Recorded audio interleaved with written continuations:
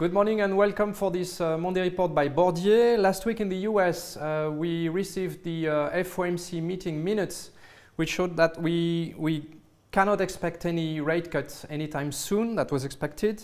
The home sales and the durable goods order were down and below expectation, which was rather bad news, but the jobless claims were also down and the consumer confidence was up, as was the services PMI, which was also up at 50.8, as you can see on the chart, which was higher than expected. And at the same time, you can see that the European PMIs, both for services and for manufacturing sectors, seem to be bottoming out.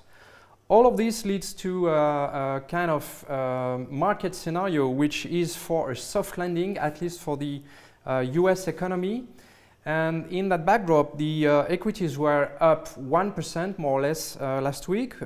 We should note that the S&P regained more or less 10% over the last month. That was followed by corporate credit last week, which was also in positive territory, at the expense of sovereign bonds, which were down 0.3 to 0.4%.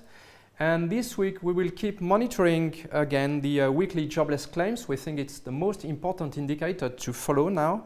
And the personal consumer inflation prints for November, which are expected to be down.